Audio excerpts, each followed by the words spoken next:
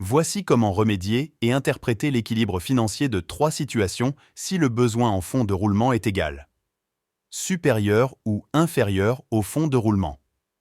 Face à ces trois possibilités, l'entreprise peut optimiser son équilibre financier en agissant sur trois paramètres. Dans cette vidéo, je vous présente une analyse fonctionnelle sur équilibre financier entre fonds de roulement et les besoins en fonds de roulement, c'est-à-dire interpréter et remédier les situations dans lesquelles les besoins en fonds de roulement est supérieur au fonds de roulement. Le fonds de roulement dégage le surplus, mais qui est un sous-emploi, et la situation dans laquelle la trésorerie nette est négative.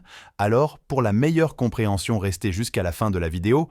Avant de commencer, mets un pouce bleu et abonne-toi pour ne pas manquer d'autres vidéos. Commençons notre sujet avant de parler de fonds de roulement et besoins. En fonds de roulement, on fait d'abord une analyse fonctionnelle du bilan en se basant sur le principe d'équilibre minimum. Orthodoxie financière suppose l'application de la règle de l'équilibre minimum. La règle de l'équilibre minimum impose la nécessité d'un lien entre la durée d'un moyen de financement et la durée d'une opération à financer. C'est-à-dire, un emploi à long terme doit être financé par les ressources stables. L'actif immobilisé doit être financé par des ressources stables et dans ce cas, le fonds de roulement est égal à zéro.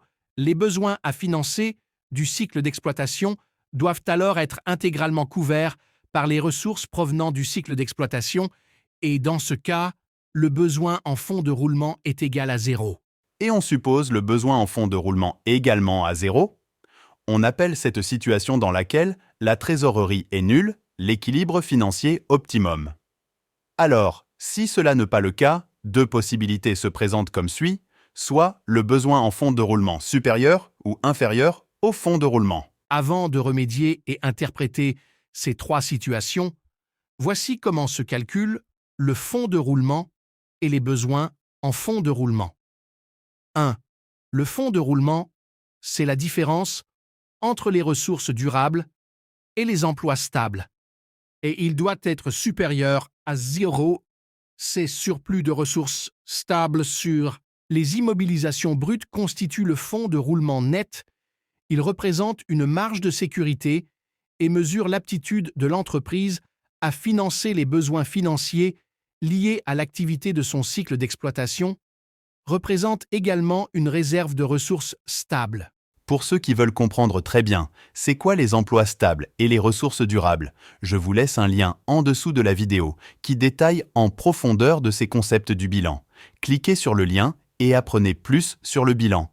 N'oubliez pas de vous abonner et liker pour nous encourager. 2. Le besoin en fonds de roulement se calcule par la différence entre les actifs circulants d'exploitation, stock client, acompte fournisseur, sur les passifs circulants d'exploitation, fournisseur, dette fiscale hors impôt et dette sociale. Voici l'interprétation de ces trois situations. Situation 1. Une partie de besoin en fonds de roulement est financée par des ressources stables et l'autre partie par des emprunts à court terme, ce qui n'est pas souhaitable.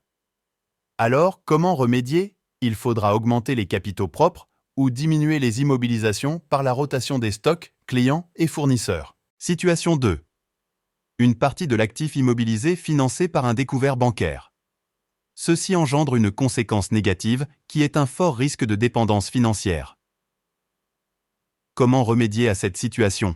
Un renforcement des ressources stables est à envisager. Situation 3. Le fonds de roulement finance entièrement le cycle d'exploitation et permet de dégager de la trésorerie.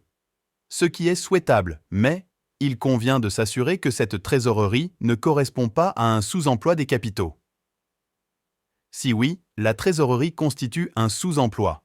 Il faudrait augmenter l'investissement par l'acquisition des actifs immobilisés, soit par la diminution des ressources stables. Laissez un commentaire, likez, surtout abonnez-vous.